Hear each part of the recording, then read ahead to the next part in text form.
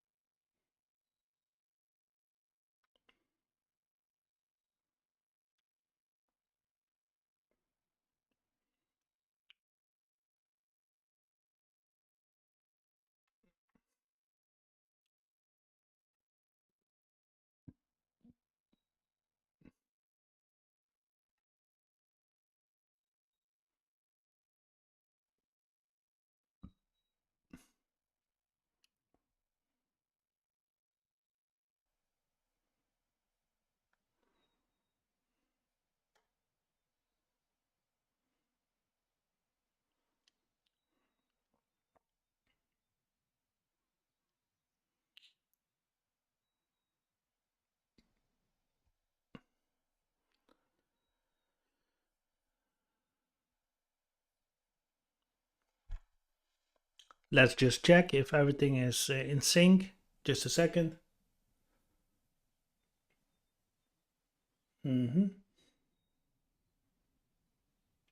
There's a small delay.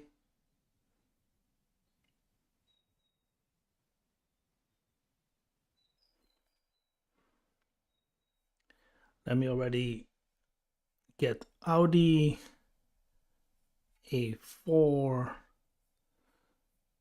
price maximum of 30k, which is quite a lot, but maybe you find a recent Audi there. More than 1,000 hits. Do we have visuals? No, we don't. What's going on? Here. This should help everything. Let me see. Sorry for that, some technical problems.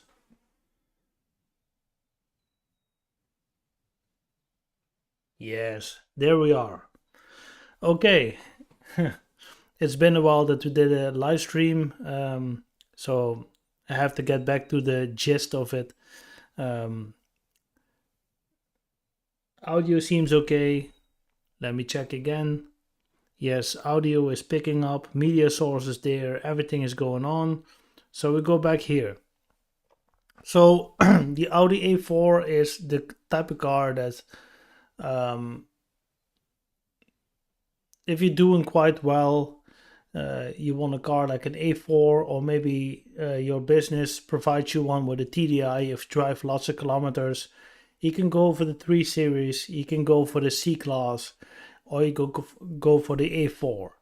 The A4 is not sportive, it's not super comfortable, it's really middle of the road. That's why a lot of people like the Audi. It's kind of simulated uh, sportiness and comfort. When you want more sportiveness, you go to a BMW. When you want more comfort, you go to a Mercedes. That's basically what it is. And Audi and Volkswagen, the Volkswagen group, they have a lot of engines, a lot of good engines. And also, the Audi is just one step up from Volkswagen. When you talk about like middle of the road brands, it's Ford, it's Opel, it's Volkswagen. And Volkswagen might not be the most sexy brand, but they provide good transportation. Like everything you need, basic need, everything is worked out to a certain degree, and that's why the brand is quite popular here in Europe. I don't know about the United States, I don't know, but when you want the same kind of technology, but you want a little bit upper class when it comes to the steering wheel, to the dials, to the seats, the ride comfort, and the engines and the punch and the technology software that's behind it, then Audi is a great pick. So without further ado, let's just continue. And the budget here in this video is 30,000. It's quite a lot of money. You can find A4s cheaper than that. Here you got a car that's now 13 years old, 150, 160k driven with the 1.8 TFSI. This is a turbo direct injection gasoline engine with not a lot of kilometers. Let's see.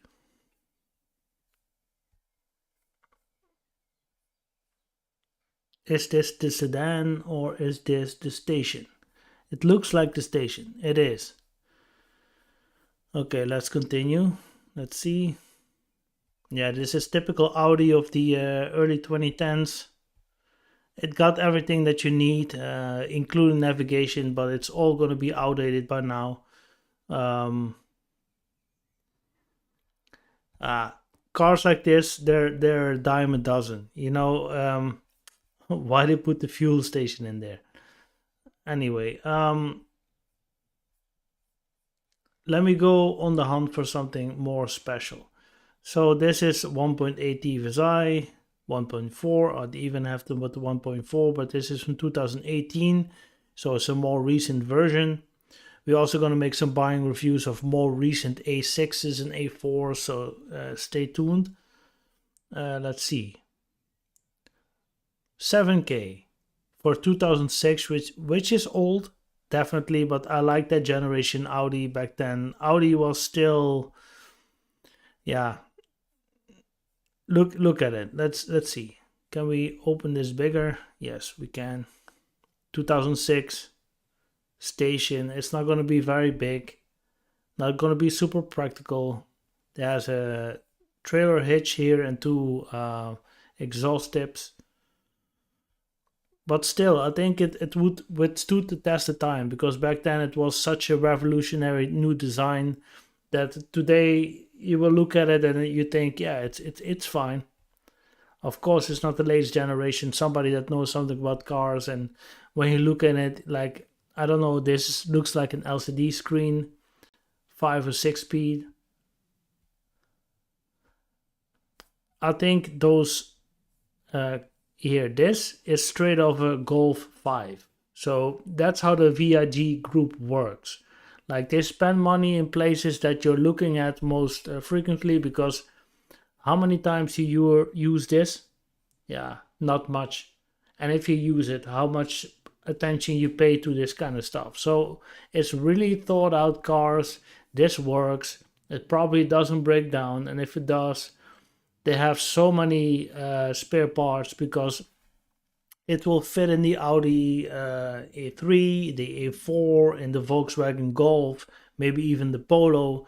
So they can produce lots and lots of spare parts for this, and they won't lose out because so many people buy either a Polo, a Golf, or an Audi A3 or an A4 because they just all sucked into the VIG group, basically. Yeah, this is well used. I think those seats are great actually, but you see there's usage there, but why is the date 2005 here? That's a little bit shady. Yeah, this how cars looked in the mid 2000s. I don't know why 2005 is here. 11, so 11 February 2005, and then it had 190 kilometers driven. I don't get that. Back in the day, this is what it looked like. Every time you have to fill in the country, then the city, and then the street, and then it will do it for you. Anyway, here with a CD, so they had a GPS module, but you really had to feed it all the type of information. And nowadays it's so simple because of all the internet connectivity and the GPS signals, and they all mesh it together, and they know what kind of street you're on. They know what the traffic's going to be in your area, and it's this is another era. It's not even that long time ago. It's yeah, okay, it is 18 years ago, but still. Um, yeah, what should I say? The 1.8 turbo. It's a famous block from the VIG group. It's a good block, I heard. Nothing wrong with it. Let me see.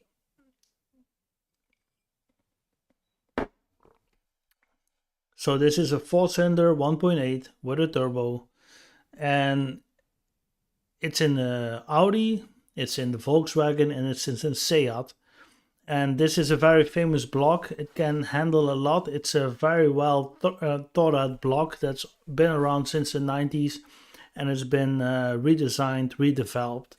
Um, if you would go for small displacement engines from the VW group, Volkswagen Audi group, that's what it stands for.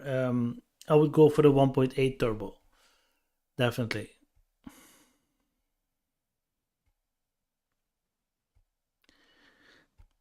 It has some age on it, but it doesn't show it that much.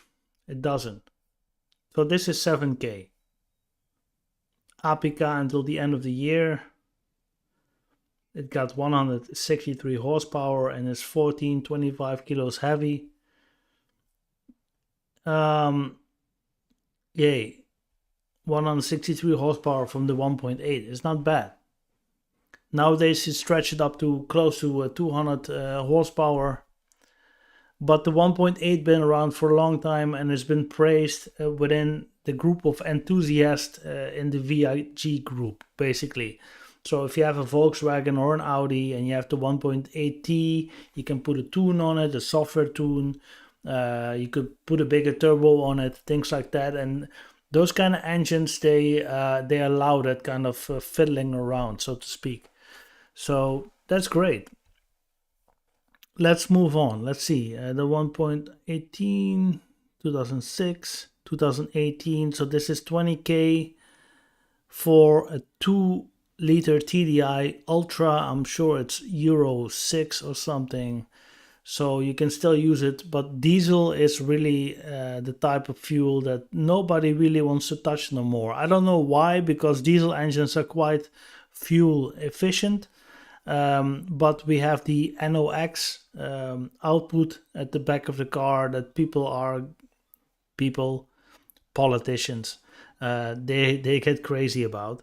So let's see. Can we just open the slideshow here? What can we do? Okay, now this seems like a neat car. Typical Audi. I mean, it's middle of the road. It's a matter of taste if you like this or not. For me personally, if I have this in the driveway, I wouldn't mind, but it doesn't. It's like there's no emotions in it somehow. I don't know. It's not like a BMW or a Mercedes or a Maserati for whatever. Like, I understand that it has to be middle of the road.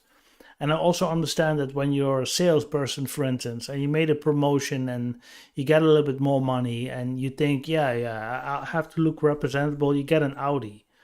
But it's like, for me personally, I used to love Audis in the 80s and the 90s. I loved them. You know, they were so straight, and the design was great, and they had 5 cylinders. Even they didn't have a lot of power, but it was just something cool about the brand. But look at this right now. You forget a car like this in 5 years. I mean, it doesn't make any impact. And I'm sure you can do 300,000 kilometers in it, no problem.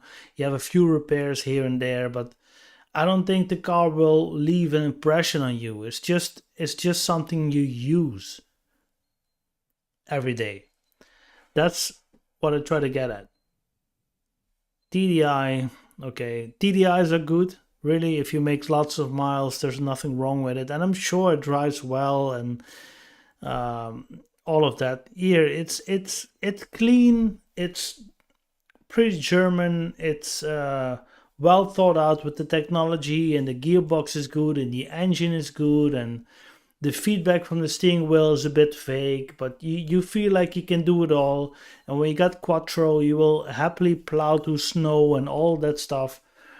But it's a type of car that will probably never give you a smile on your face. If you just want to go from A to B, and you're all fine with that, and you got your, your company pays for all the miles, then this is a great car for you, because that basically means that you don't give a F about cars, right? It looks nice, so it's all good for everybody, basically. So I think nowadays people also design cars like this.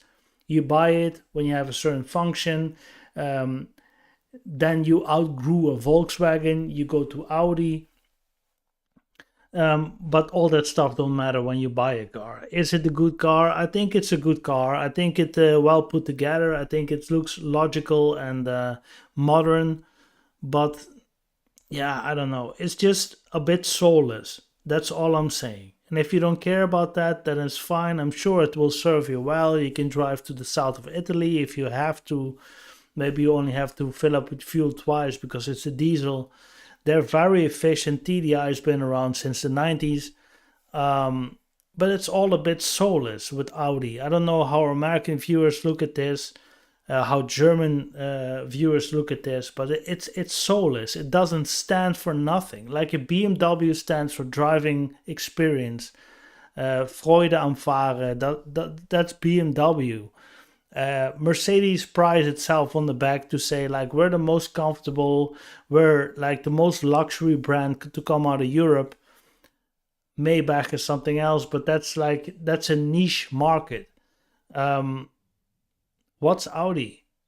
Audi is really middle of the road. It's not sportive, it's not super comfortable. You can opt for the S line, then you have a harder, stiffened suspension. So it's a bit more sportive, but it will never become a sports car. You can have the Quattro, so when you go to skiing every winter, then you have Quattro, you can plow through the snow. It's kind of it's this is really the epiphany of the best type of car you can have when you want to drive from A to B. And then you have a great technology, you have great seats, you have a great interior, but it doesn't really, it doesn't really stand for anything. If you catch my drift, I know my brother drives a Seat, and this is I saw it only once, and this is the same as the Seat. So from a financial um, standpoint, I think this is all very logically explained why they do that. Why reinvent the wheel four times? You do it one time good, and then it can apply to 16 products. It's very smart. It's a conglomerate. It's one of the biggest. I think Toyota is the biggest car manufacturer in the world. Please leave me a comment in the comment section if I'm wrong, but I think it's Toyota. GMC is somewhere in there, General Motors, and VIG has to be the biggest one in Europe, I think, because they got Seat, they got Skoda, Volkswagen, Audi, and Bentley. So they really cover the whole market. Anyway, let's go back to the A4. This is not an economics lesson, but hey, nice materials used, nice chairs, and this is a parking stand, the Park DS. So they have to drive in the sport mode, reverse. Yeah, I mean, this is so. It started in the 90s, and this is now a car that's two decades old, I think. Yeah, can't go wrong with these. It's not very spacious, but it's just everything is sufficient. It's try to be like a do-it-all kind of car, right? Now let's continue.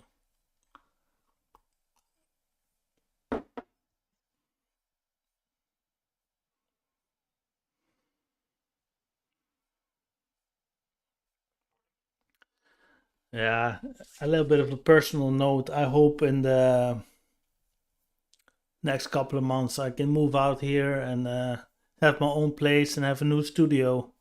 But we'll see. Some things are happening here, and maybe I will tell you guys about it in a couple of months. But anyway, let's continue.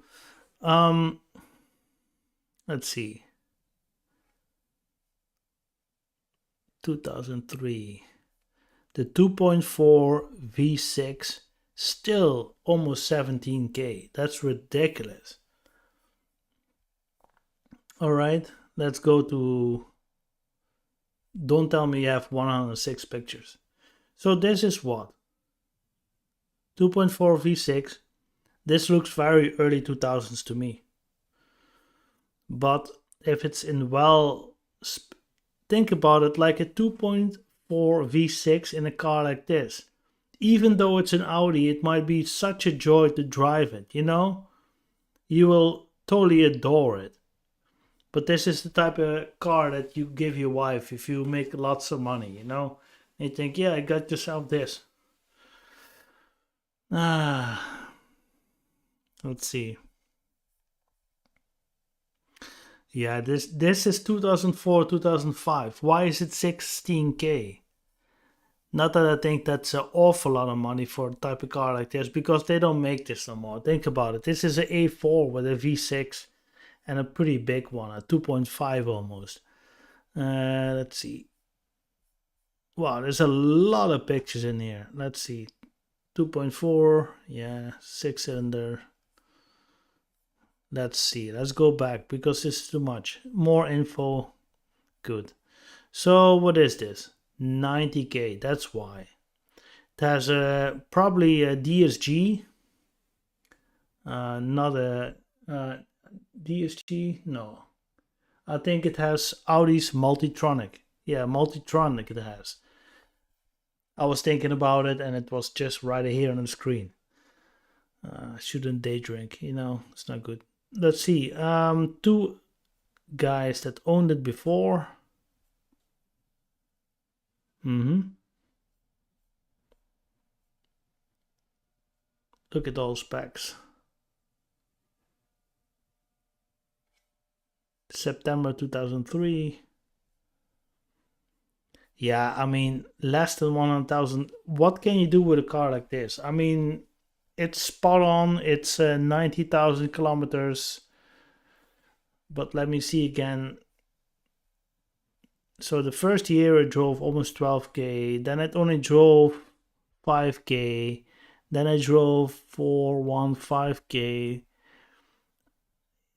It's they were crazy about it here between 2003 and 2005 and 2004. They didn't need to measure, so probably the first year it only drove 6k.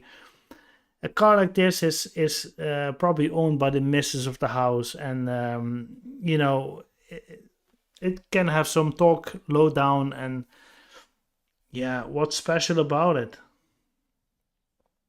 2.4 V6. Let me see what kind of information is about it. Technical. Yes. I want some more information.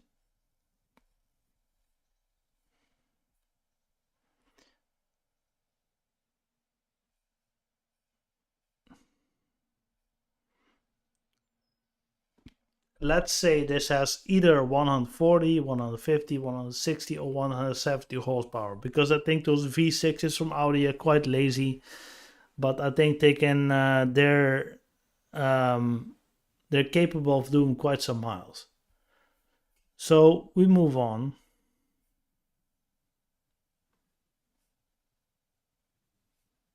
TDI, TFSI. 2-liter turbo, 2018, 30k, an A4 Avant. So 30k was the maximum budget. So this is one of the cars that at the maximum of your budget you can get. It's 2018, so it's 5 years old. Less than 30k for a 2-liter turbo with 190 horsepower and S-Line package. It has ladder, xenon headlights, and navigation. So this is the type of car I want to show you guys. Let's just go in there.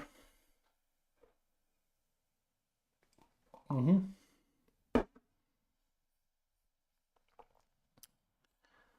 Yeah, typical Audi. God, I used to love this brand. I really did. Um, but this is so bland. This is so middle of the road. If you don't care about cars and you got a bit of money and you don't want to drive a BMW because it got kind of this aggressive feel to it, and Mercedes stands for you're earning too much money, then you get yourself an Audi. But then you get nothing. You get a nice car with a good engine and good seats and everything, and it will bring you happily to the south of France if you have to, definitely.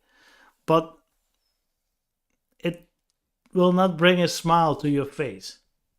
If you go for a BMW or 5 Series, you know you're going to have a well steering car, it's well balanced. You're going to have a lot of fun on the Autobahn, even, and also the B roads and all that stuff. When you're going to have a Mercedes Benz, you know you're going to have perfect engines. They really specialize in that as well. And you're going to have all these options that massage you while you go. And I'm sure Audis also have that, and heated seats. But Audi, for me, I mean, I don't dislike the brand, but at the same time, it's like it doesn't have character somehow.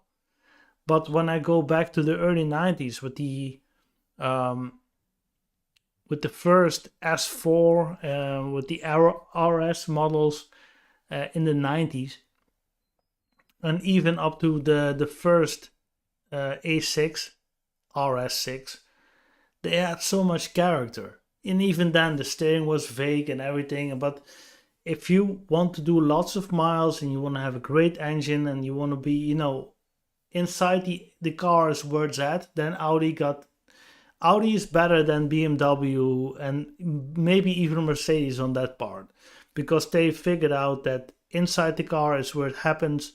That's where you spend most of your time. So it should be good, ergonomically laid out.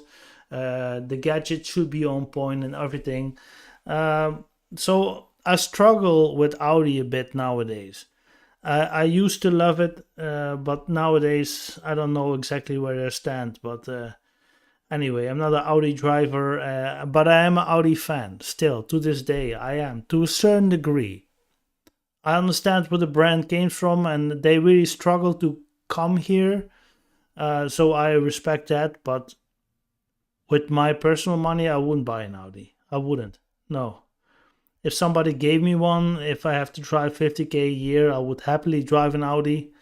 I use all the technology to make my life easy, but for the rest, it's just like, you drive there, you come home, you pump it full of diesel or petrol, and then you stall it at home again. And every time you need to go to the garage, your company will pay for it, and next week it's out there again. It's just a utility vehicle, and also these kind of cars, they have no historic value. They just don't.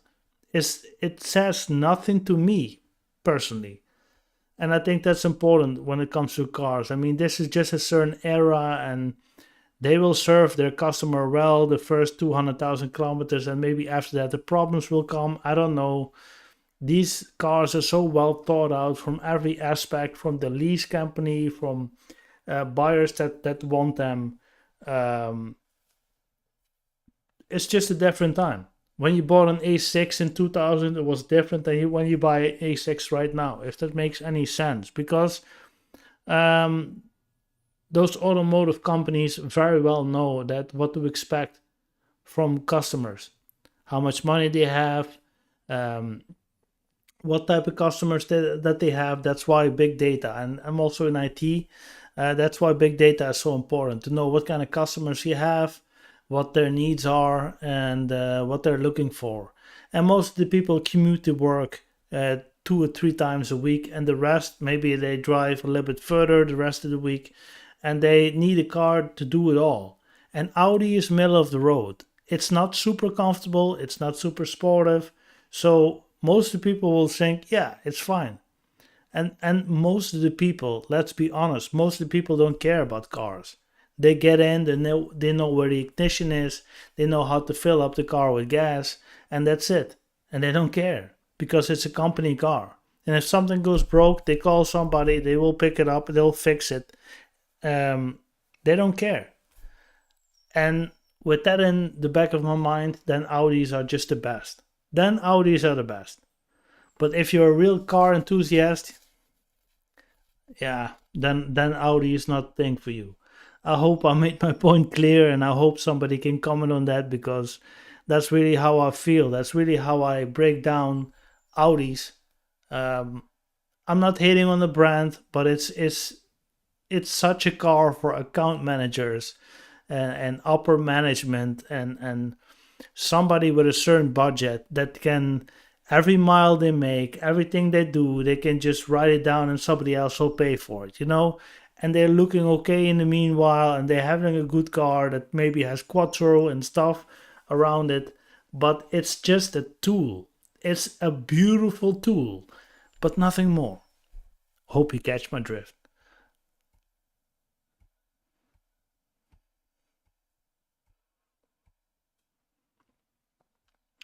Yeah, nothing too special. Don't even know how old this car is again. Can we back out later? No. Let's just go to some pictures. This looks very early 2010s to me. Yeah, I wouldn't look twice at it, actually. I wouldn't. There's so many Audis nowadays, and that means that they did something really good. But I'm a petrol head, right? I mean, I would rather drive my Volvo everywhere. That's older and has less technology, but I'm gonna have more fun. I'm probably gonna have better seats. I'm probably gonna have a better soundtrack, but nobody's gonna pay for that bill that I leave at the petrol station. So again, this is a kind of car that's built by account managers and upper management, um, and they can probably, they say, I paid this and I paid that. You declare that for me? That kind of thing. Let's just move on. Let's see if we have some real treats here. What time is it? Oh, it's still early. Let's see.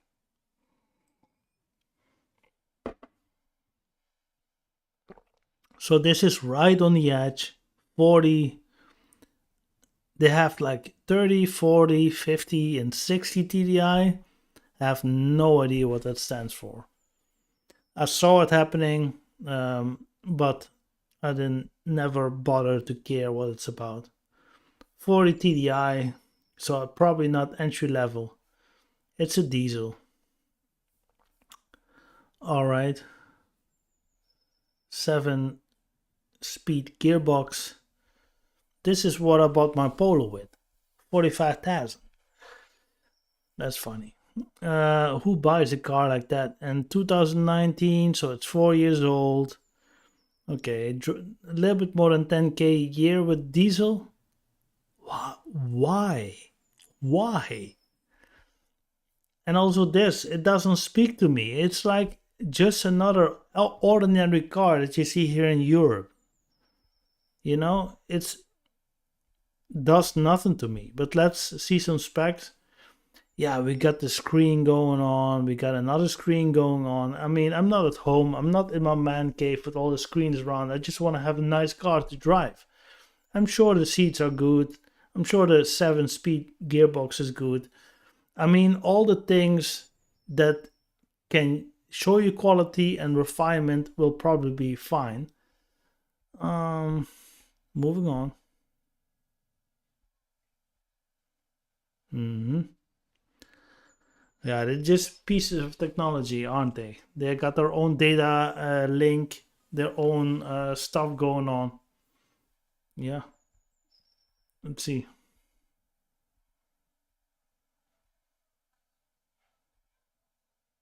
Cup holders, start stop.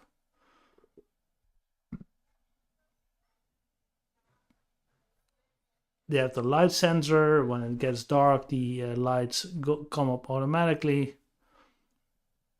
I mean, this is all. It's not even new no more. When I compare it to my S40, that's came off the production line in early 2007. Like this is all new, because back then you didn't have a lot of sensors. I like gadgets and I like electronics, but those things are the first thing to fail. So I like analog cars. Like when it gets dark, I can think for myself to turn on the headlights. Maybe that's because I'm from 85 or anything. It doesn't matter to me, but um, those gadgets can make your life easier. But it also makes sure that you don't need to think ahead. And I think when you travel through a continent and you get to deal with certain weather environments, that you need to think for yourself. That you need to make sure that you have the right types of tires, that they're up to temperature, and that you fully make sure that they're all, to the certain degree, that the tire pressure is good. You also got to think for yourself. That's part of the journey. But I'm becoming too philosophical again. It's not good. Let's just move on. Yeah, says nothing to me. What's a 40 TDI? Let's just see. Let me get some specs on this. So 40 TDI means a 2 liter, probably 4 cylinder. Where is it? Okay, they still managed to extract 190 horsepower from it, so it's good. This is basically the model that you want. It can still accelerate, and it's probably here the leash edition. They're not even lying about it. When you again, when you're an account manager or sales director or whatever you are, and you need to do lots of miles, um, and you think it's too flash to come up there with a Mercedes Benz, so you think it's too vulgar to come up there with a BMW, you get an Audi. Because look at this grill. Come on, guys. I mean, I love cars, but this says nothing to me. Nothing. Nothing. I'm not saying it's ugly, but it says nothing to me. It's another Audi. Could it be an A3? Could it be an A4? Could it be an A5? Could it be an A6 or an A8? I have no idea. No idea. And you can make this more special with an S-Class, no, with an S-Line badge, but let's just see what else we got. 2011. This is an S? No, it's not an S. We can also go for the S4. Let's just make it interesting, okay? Because I think this video is quite boring until now. 30K, yes. More filters. Let's see. Can we? Petrol. Yes. Transmission. DSG. Yes. We want the station wagon. The. Let's see.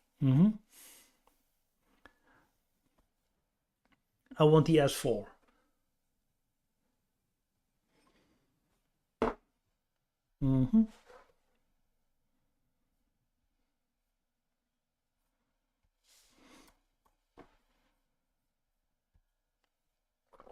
You gotta be kidding me. Yeah, this is it. S. I really want an S4. See if we can find those.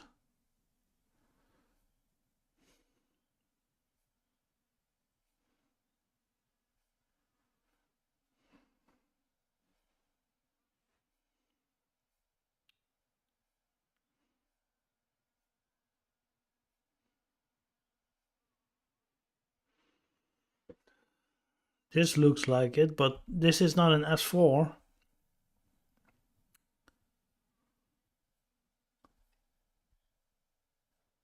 This is not an S4, but it looks great. 2010, 180,000 kilometers driven. Doesn't look too bad. Hey, 13K.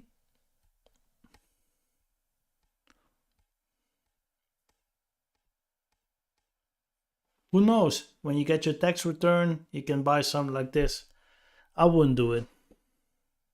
Come on, it looks nice, it looks clean.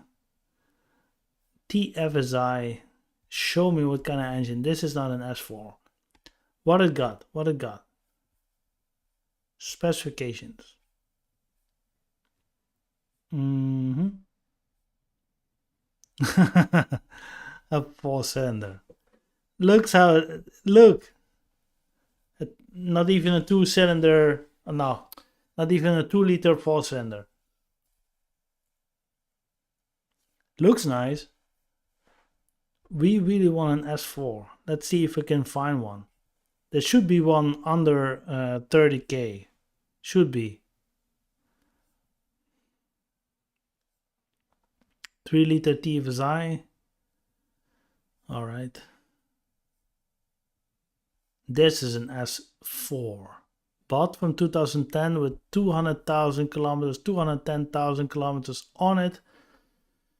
This is the real deal. This is a 3-liter TFSI Quattro, and it has how many horsepower? Let's just check before we check the rest. Let's see. Euro 5, yes. 6-cylinder, 334 horsepower, which should be plenty. Actually, nah. Oh, great websites. Now let's check.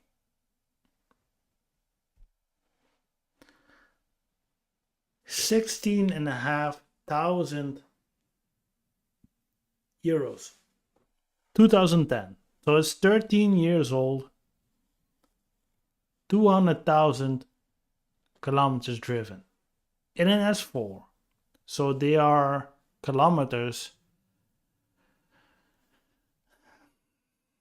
You know how it goes. You don't buy this car for nothing. You need to see how many owners a car like this has. And if it's one owner and he did all his service intervals on time, that you might get a shot at it. But it's also 13 years old. My car is now 15 years old. So it's basically a couple of years difference, and this is more exotic. It has more horsepower. I'm not saying that these cars are brittle or anything, but you know, this is a performance car that's 13 years old. 16,500. I could pay for that if I want to, if I have no other priorities in my life right now, but I could pay for it. You really have to think about it from the perspective that I'm looking at right now, and then you got yourself a power sedan. I mean, it's a beautiful car, yes, 4 tailpipes. The interior looks okay, but this is so early 2000s. They probably had this in 2005 already, you know? And this, yeah, it's nice that it's a couple of years younger than my S40, but everybody use Google Maps on their telephone nowadays. Yeah, what can I say?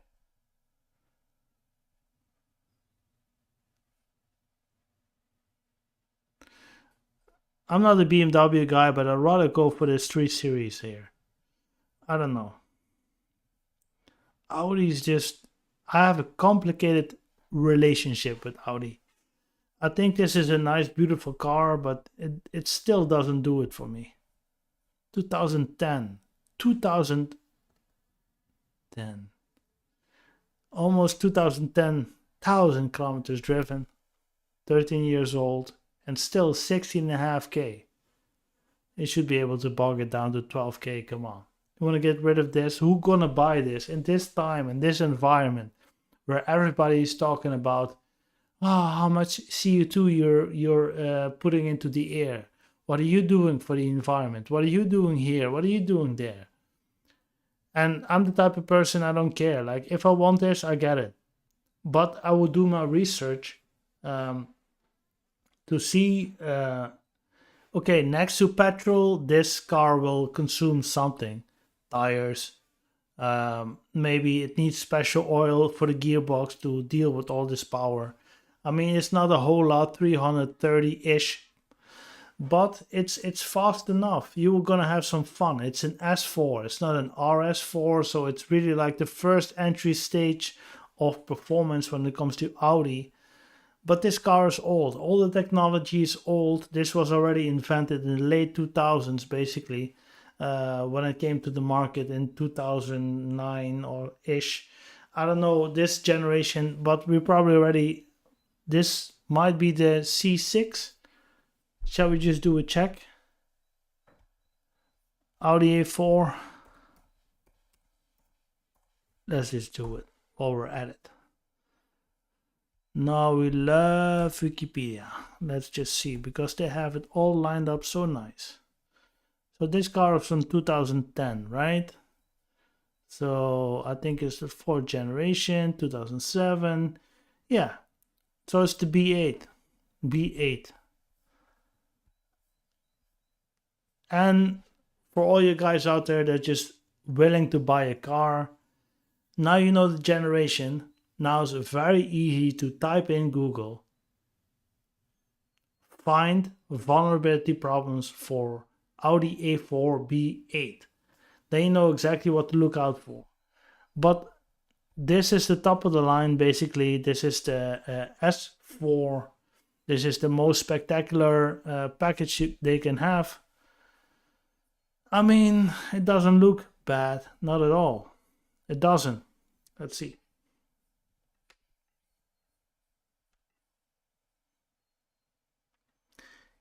That's just one on the license plate. That means that somebody loses the kentekenbewijs, whatever that is in English. But they did. Yeah, it's a bit shady, because then you lose the history on the license, and everything is tied to the license. We have databases here in the Netherlands that when you buy a car originally from the Netherlands, that they know when it was bought, when it was produced, when it has the first maintenance checkup. So when we check for a car here in the Netherlands that we like, then we can do a whole check when it's an original Dutch car. When it was imported, even though we run Europe here, then it comes over the border and we start again, we start new. Somehow in this age, this day and age, we can't have two systems communicating with each other, saying the German side provides this stuff to the new owner, because it's not in their interest. It's not in the government interest to do that. You should go to the previous owner if you can still locate them and get all the files and all the data on what they did to the car. And then you might have a clear picture on what's going on. But it's never in the favor of the consumer, so to speak. Okay, I'm getting sour, I'm getting bitter, but that's a real piece of knowledge that I'm just spitting out here for free. Let's continue. What time we got?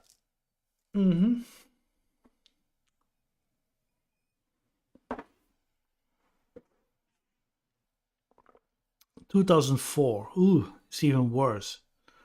But let's just do it. And let's make this the last car because... Okay.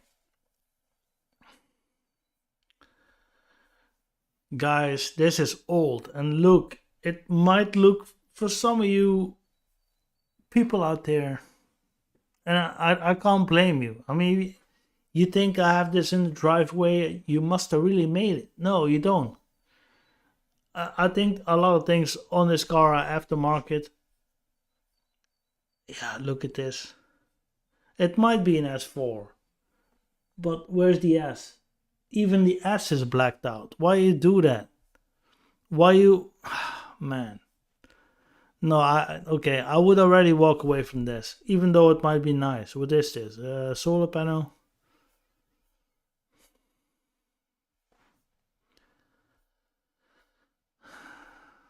Oh, what is this? Come on, you gotta be kidding me. What is going on? Let's see the steering wheel. This is so 2000s. Leather looks okay. Don't know how much it's been driven. 2004 is a long time. It's almost 20 years ago, you know, it's almost a 20-year-old car. It's older than a Volvo. My Volvo. Can't beat my Volvo. Volvo for life. Anyway, V8 4.2. Yeah. Here has been serviced 22 March 2022. It had this, and how much it has now? 213. Easy to remember. Let's go back. And now it has 213. Okay, since last APK, only drive 3,000 kilometers. It's an 8-cylinder, 4.2, the old school one. April. So next month it will be 19 years old. 19 years old, guys. And they still ask 12k for it here in Holland. And it's been driven 216k in kilometers. And you don't buy an S4 to drive and to... No, you don't do that. You hear the engine, you feel the power, and you know how it goes with guys. We're all the same, basically, all universal, you know. As soon as you feel the power, even if it's minus 10 or it's plus 30, you open up the gauges and you do it great.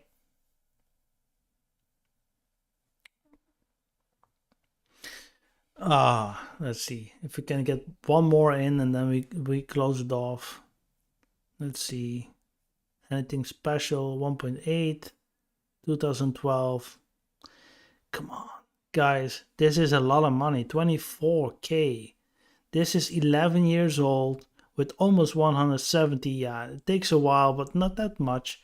170k on the clock with a simple 1.8 producing 170 horsepower. It has a Pro Line package. Okay, let's just open it up since we're talking about it. Come on.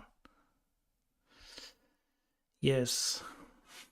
23k is a lot of money. Especially for a car that's 11 years old. I didn't pay that for my Volvo. Yeah, again, it doesn't say nothing to me. A4s are just like, if you give them to me because I need to drive 30, 40, 50, 80,000 kilometers a year and you pay for all the expenses, I will happily drive a car like this. And I'm sure it will have its benefits.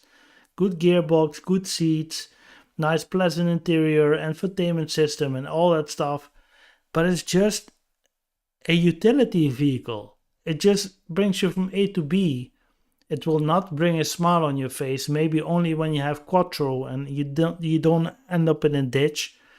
But for the rest, it's pretty bland, I must say. You know what I'm getting at? I mean, again, I used to love Audis in the 90s. When I was a young kid, the first, I'm gonna just bring it up. Just because we talk about it, just to close off this. The 2000 Audi S or RS, no, RS4, I think. No, let's see. Exactly, this one. This one. Look at that beauty.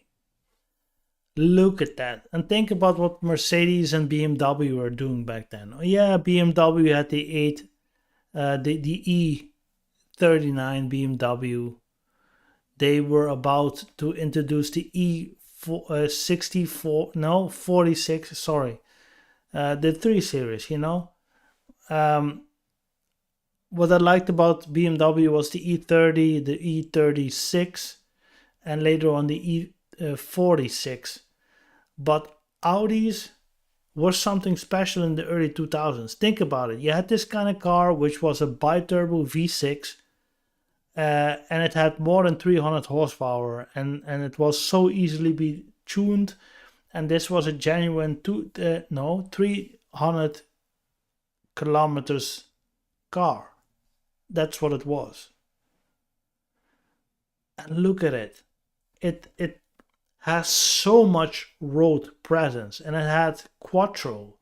So this was the type of car for Europe in those days. Like BMWs would just spin and hit trees and go all in the ditch. Mercedes was a bit boring back then. I mean, 2000, and I love Mercedes, but let me think. Yeah, they were about to come up with the C30 CDI, which was a big fast diesel. But for the rest, I don't really know. I mean, the S Class was great, but that's not the same category.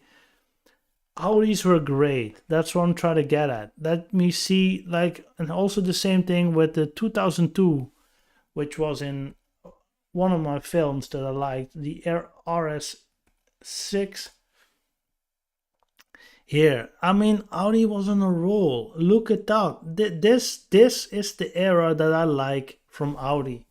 This is just the era I like from Audi.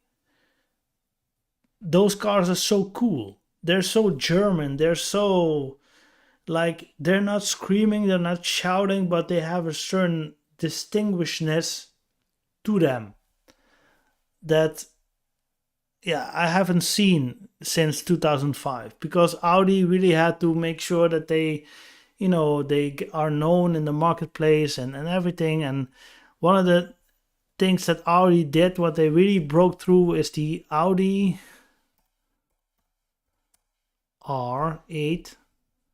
They even had them with V10s. Yeah, just let's do this. Oh no, sorry, not the Spider, the V10. Yeah, what can I say? These are new. I want some early footage. Let's see. That's already new. Yeah. Oh, come on. Give me something. You know what I'm saying. All right. Audis. The R8 with a V10, which was because Audi owns Lamborghini, and they did it right because the Germans are good at engineering. I mean, that's just the truth. Um, you got yourself a super sport car, but again, I mean, come on, look at it. It's not an Italian beauty. It's a German woman that's beautiful, but she had some cosmetic procedures. And then when you drink a couple of German beers, then you might think like, there's some in there, and it is, because the V10 is just a masterpiece. It's just a masterpiece. Um, before I offend too many people, I think it's good to almost log off. Let's see what else kind of Audis that I was. Oh yeah, when we go back down memory lane, you have to know that I'm the type of guy that likes this kind of stuff. I like this kind of stuff. And that's Audis from the 80s. Let's see. This was 91 to 94. Yeah, I'm not saying it's all that, but this is what I like from Audi. It's just something with me. I also like the 190. I like the W124 from Mercedes Benz. It's just this era, like the mid 80s to the mid 90s. That's just when Europe made the best cars, basically. I'm gonna stand for that. I will never have a tattoo, but that's what I really believe in. Look how business orientated it was in here. Not fun, no nothing, but no rattles, no squeaks, and you could drive this for 1,000 kilometers every day, maybe for 3 years, then it was done, but it would do it happily. That's it. Hmm. Anyway, guys, I think we spent enough time here. Here, this is an Audi V8. I want to say one more thing. Last thing. Car that I absolutely adore is the 2000 and I think it came onto the market in '98. Look at this beauty. When I talk about Audis, I like this kind of stuff. This. And now it's more than 23 years old, 25 years old. Um, this was an S, but was dignified. You had bigger rims, you had slightly nicer um, body shape, but look at this. This was so. It's just a certain style element that I loved about Audi. It was, in Dutch you would say dik, brut, um, but not over the top.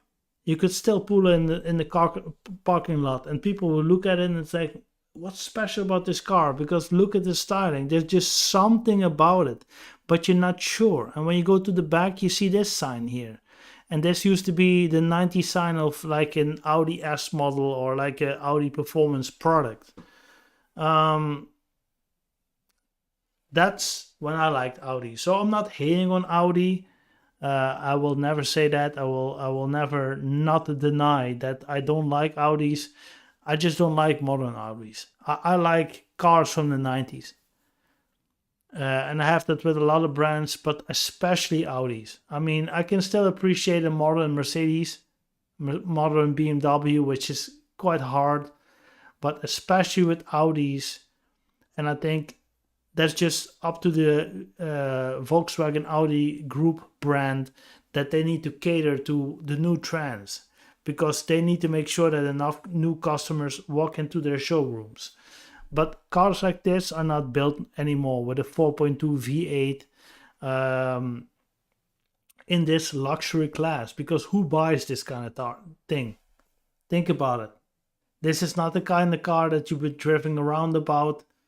Nowadays, you have the W12 that not even or more, like one or two generations later, you had the W12, which can only come in long wheelbase.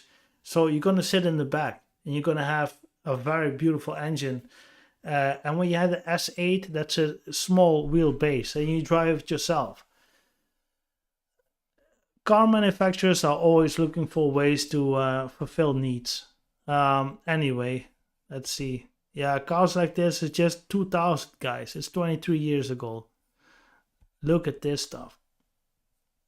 You see, and they upgraded a lot of things, because back then technology was not that far, but in the early 2000s they still had this layout. And I think the VAG group, they really they spent money where money is being made, basically. That's it for today. I'm not sure if it was very structured today. I'm I'm a bit off the chain, but it's okay. I hope you liked it, and maybe next month we have another one. Again, I already talked about this in January. Go to a bit of a tough time. Maybe I'll talk to you about this later this year. Not sure. It doesn't really matter for Car Channel, but I still want to do this live stream to satisfy the viewers out there and to keep this channel going. So I really want to appreciate you guys for watching this channel, and I hope you like this. And if you have any questions about the car, or you want to see any type of cars, that what the prices do here in Europe and especially Holland, then please let me know. I really appreciate it. Thanks for watching. I will see you guys in another episode.